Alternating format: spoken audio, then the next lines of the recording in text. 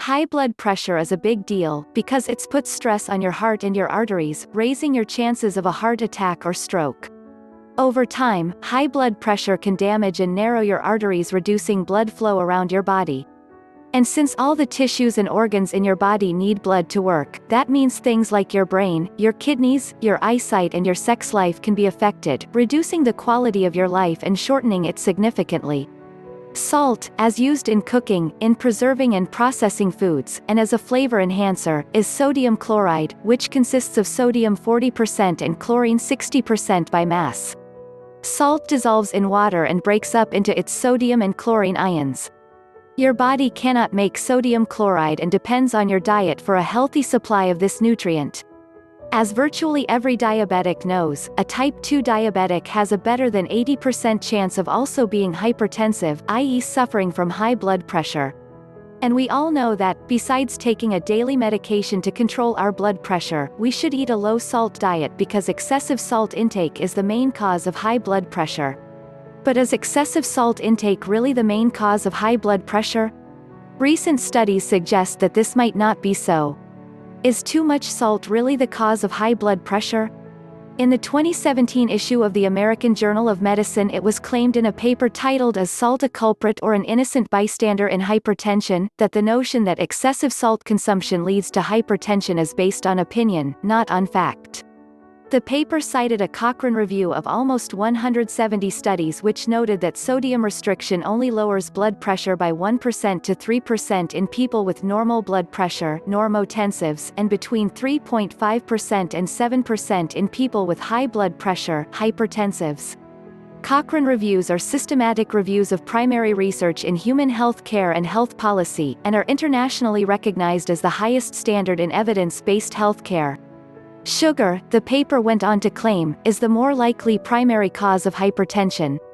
This study derived some support from a previous study of 133,000 adults, published in The Lancet in 2016, which found that a high sodium intake, compared with a moderate sodium intake, was associated among hypertensives with a greater risk of cardiovascular events and death. But no such association occurred among normotensives. However, a low sodium intake was associated with a greater risk of cardiovascular events and death in both hypertensives and normotensives. This suggests that lowering sodium intake is best targeted at populations with hypertension who consume high-salt diets. The notion that there is no good science to back up the hypothesis that salt is one of the major causes of hypertension is open to challenge. Indeed, sodium is an essential ion for nerve conduction, muscle contraction and cell signaling, so restricting your intake of salt unduly could be harmful. Clinic studies showing that excessive salt intake increases BP. Recent estimates suggest that, globally, 62% of cerebrovascular disease and 49% of ischemic heart disease are attributable to elevated blood pressure. All foods contain some degree of salt, but meat, about 0.3 grams per kilogram on average, contains more than vegetables. An individual's intake of salt in Paleolithic times was less than 1 gram per day. About 5,000 years ago, the use of salt in the diet began to rise after the Chinese discovered that it could be used to preserve food. Over time, as the use of salt spread, daily intake rose to a peak of about 12 grams per day in the 19th century. But when refrigeration was invented in the late 19th, salt was no longer necessary for preserving food and daily average intake began declining, a trend that continued until comparatively recently. Consumption is now back to 19th century levels due to the rising popularity of highly salted processed foods, and currently about 75% of our daily intake of sodium comes from salt found in processed foods, sausages, rashers, meat puddings, crisps, chips, pizzas, salty cheese, etc. The association between salt intake in the diet and blood pressure was first shown in 1904 when Ambert and Beaujard experimented with high and low salt diets on 6 patients. High salt diets made BP, blood pressure, go up, and low salt diets had the reverse effect. In 1948, a researcher named Kempner treated 500 hypertensive patients with diets consisting of rice and fruit that contained little salt. These diets improved BP, decreased heart size, and ameliorated hypertensive retinopathy. But unfortunately, the rice diet didn't catch on as it was pretty tasteless. Since then, many animal studies have shown a causal relationship between dietary sodium and hypertension. There have also been extensive studies on the effect of salt intake on BP in humans, and the BP-lowering effect of a low-salt diet has been demonstrated many times. Indeed, thousands of subjects have been involved in large international studies on sodium intake and hypertension, such as the INTERSALT study of more than 10,000 subjects aged 20 to 59, which showed that there is a positive correlation between salt intake and BP levels. This study, published in the British Medical Journal in 1988, also shows that BP increases with age only if it is accompanied by increased salt intake. Another well-conducted landmark study was the Dietary Approaches to Stop Hypertension sodium trial. A 12-week well-controlled feeding trial provided the most robust evidence about the effect of salt intake on human BP. It was published in the New England Journal of Medicine in 2001. Despite recent reservations, the link between salt intake and BP levels seems to have been demonstrated scientifically and fairly conclusively in the last few decades. So how can the contradicting results of recent studies be explained? Is there another factor influencing BP levels? Sodium and potassium, two essential electrolytes.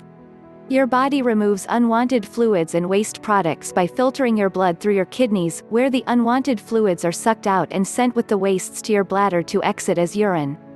A combination of two essential electrolytes, sodium and potassium, are needed to enable this to happen. Your kidneys use osmosis to draw the water containing the wastes out of your blood. Osmosis is a process by which molecules of a solvent pass through a semi-permeable membrane from a less concentrated solution into a more concentrated one. This process uses a mixture of sodium and potassium to pull the water across a wall of cells from the bloodstream into a collecting channel that leads to the bladder. This ratio of the two electrolytes needs to be within a narrow range for the osmosis process to work successfully. The problem with eating a lot of salt is that it raises the amount of sodium in your bloodstream and wrecks the delicate balance between sodium and potassium, reducing your kidney's ability to remove the water, so the water and wastes remain in your bloodstream. The result is higher blood pressure due to the extra fluid in your blood and extra strain on the delicate blood vessels leading to the kidneys. Over time, this extra strain can damage the kidneys, bringing on kidney disease. This reduces their ability to filter out toxic waste products, which then start to build up in the body. If kidney disease is left untreated and your blood pressure isn't lowered, you end up with kidney failure. You are no longer able to filter the blood, and the body slowly becomes poisoned by its own toxic waste products. The only solution is regular dialysis, a messy, painful and tedious procedure. Your intake of potassium is important. The sodium trial, mentioned above, showed that a systematic change of diet to boost intake of fiber, magnesium, calcium, and potassium could reduce blood pressure significantly. This effect was further boosted by limiting sodium intake. This has since been confirmed by many studies. Individual and combined effects of dietary factors on risk of incident hypertension. A study published by the U.S. National Library of Medicine, National Institutes of Health in October 2017, concluded that the secret to lower blood pressure in the long run was to eat a diet that is both low in sodium and high in potassium. Research in recent years has shown that potassium intake directly regulates how much salt, sodium, the kidneys excrete. High potassium intake forces the kidneys to excrete more sodium. In other words, increasing dietary potassium is just as important as decreasing sodium when it comes to reducing blood pressure. The need to keep potassium levels stable. Unlike sodium, which circulates dissolved in water in the blood, potassium is concentrated inside your body's trillions of cells.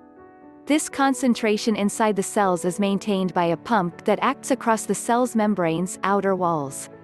A normal concentration of potassium in blood plasma is between 3.5 and 4 millimoles per liter. Half or double these concentrations is dangerous and can, indeed, be deadly. If you have too little potassium, you will first notice it in your muscles. For example, your muscles will feel weaker and lifting heavy objects may be difficult.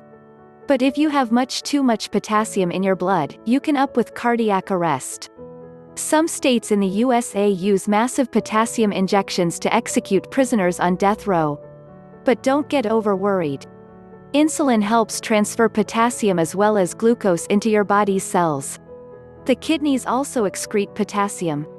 Healthy kidneys are very efficient at maintaining the correct amount of potassium in your body. But if your kidneys are not functioning properly and you are not on dialysis, rising potassium levels can be lethal.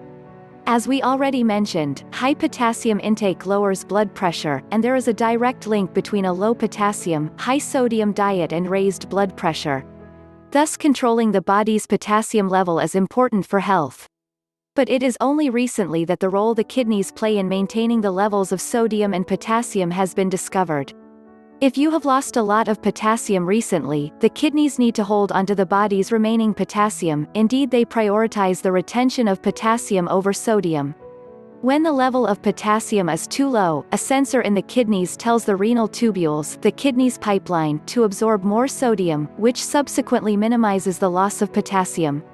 But this retention of sodium raises blood pressure.